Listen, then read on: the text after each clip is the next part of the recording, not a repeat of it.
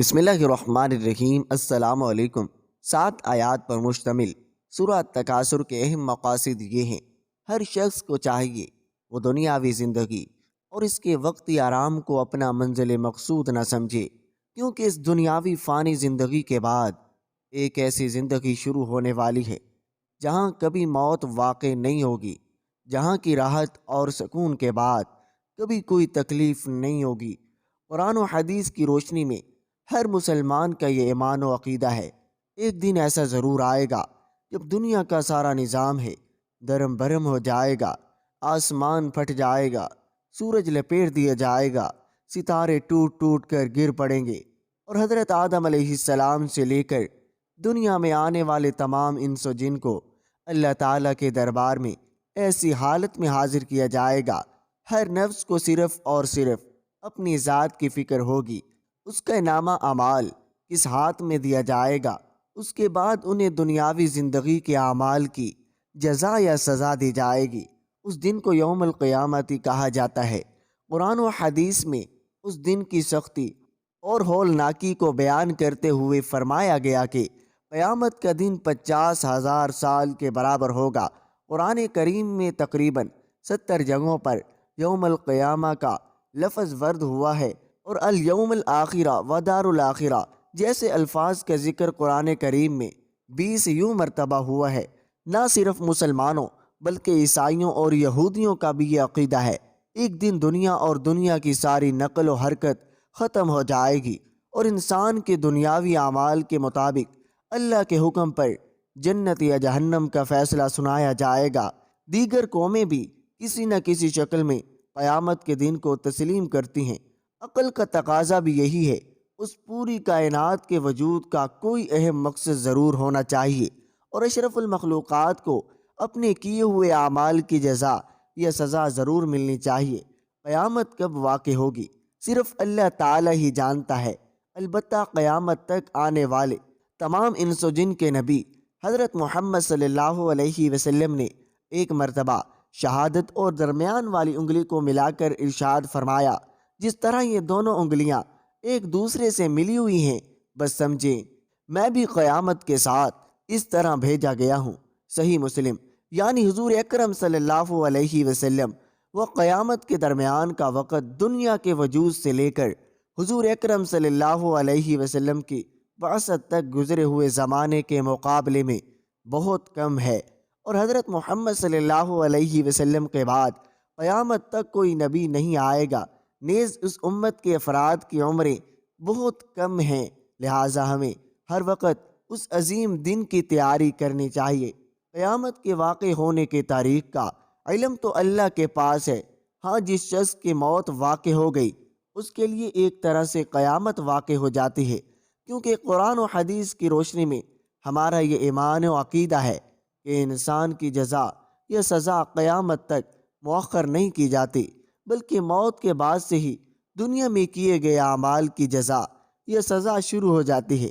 چنانچہ قرآن و حدیث کی روشنی میں پوری امت مسلمہ کا اتفاق ہے کہ قبر جنت کے باغیچوں میں سے ایک باغیچہ بنتی ہے یا جہنم کے گڑھوں میں سے ایک گڑھا۔ کیا قبر میں عذاب ہوتا ہے؟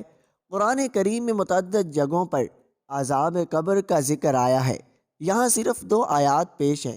فرعون کے لوگوں کو بدترین عذاب نے آ گھیرا، آگ ہے جس کے سامنے انہیں صبح و شام پیش کیا جاتا ہے، اور جس دن قیامت آ جائے گی اس دن حکم ہوگا فرعون کے لوگوں کو سخت ترین عذاب میں داخل کر دو۔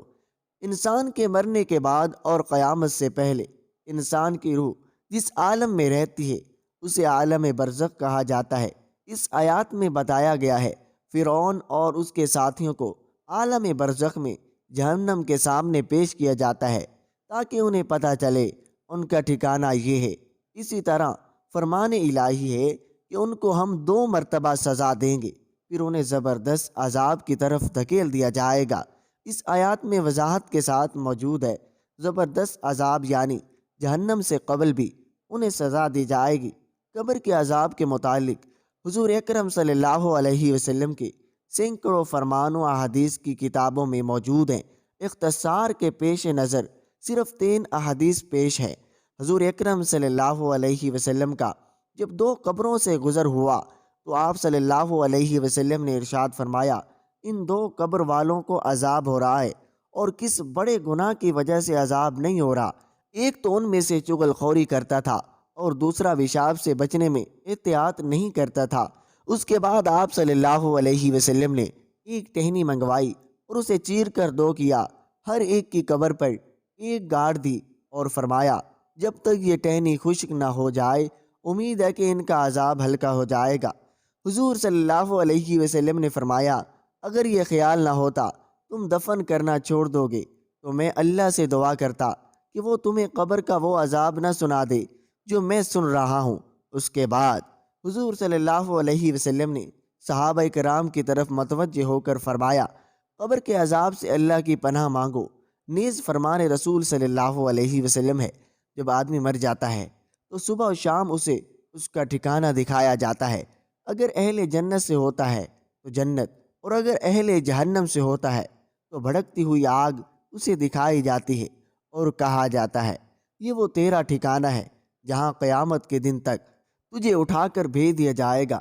نبی اکرم صلی اللہ علیہ وسلم کے ارشاد کی روشنی میں امت مسلمہ کا اتفاق ہے کہ قبر میں ہر شخص سے 3 سوال کیے جاتے ہیں، تمہارا رب کون ہے، تمہارا مذہب کیا ہے، یہ شخص کون ہے جو تمہارے درمیان رسول بنا کر بھیجا گیا۔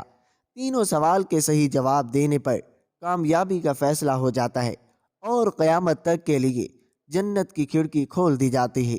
سوالات کے جوابات نہ دینے پر اسے عذاب دیا جاتا ہے اور جہنم کی کھڑکی کھول دی جاتی ہے۔ قبر کا عذاب اصل میں روح کو ہوتا ہے، سوالات بھی حقیقت میں روح ہی سے ہوتے ہیں۔ اسی لیے اگر کسی شخص کو دفن نہ کیا جائے تب بھی تینوں سوال ہوتے ہیں۔ البتہ بعض احادیث سے معلوم ہوتا ہے روح کے ساتھ بدن کو بھی عذاب ہوتا ہے۔ بے شمار دنیاوی چیزیں نہ سمجھنے کے باوجود ہم انہیں تسلیم کرتے ہیں۔ اسی طرح عالم برزخ میں عذاب اور آرام پر ہمیں مکمل ایمان لانا چاہیے، خواہ اس کی کیفیت ہمیں معلوم نہ ہو۔ جس طرح عالم برزخ کی زندگی اور اس میں عذاب یا انتہائی آرام و سکون پر ہمارا ایمان ہے، اسی طرح ہمارا یہ ایمان ہے اللہ تعالیٰ نے نیک بندوں کے لیے اپنا مہمان خانہ جنت تیار کر رکھا ہے، جہاں آرام و آرائش کا ایسا سامان اللہ تعالیٰ نے مہیا کر رکھا ہے کوئی بشر اسے سوچ بھی نہیں سکتا۔ دوسری طرف کافروں اور گناہ گاروں کے لیے بھڑکتی ہوئی آگ کی شکل میں جہنم ہے، جہاں پیپ بہتا ہوا خون غذا کے طور پر پیش کیا جائے گا۔ اللہ تعالیٰ جہنم سے نجات اور بغیر حساب و کتاب کہ جنت الفردوس کا فیصلہ فرمائے، آمین یا رب العالمین۔ ناظرین، اگر آپ کو یہ ہماری ویڈیو اچھی لگی ہے تو لائک کر دیں۔ اگر آپ ہمارے چینل پر نئے ہیں تو ہمارے چینل کو سبسکرائب ضرور کریں۔ شکریہ، اللہ حافظ۔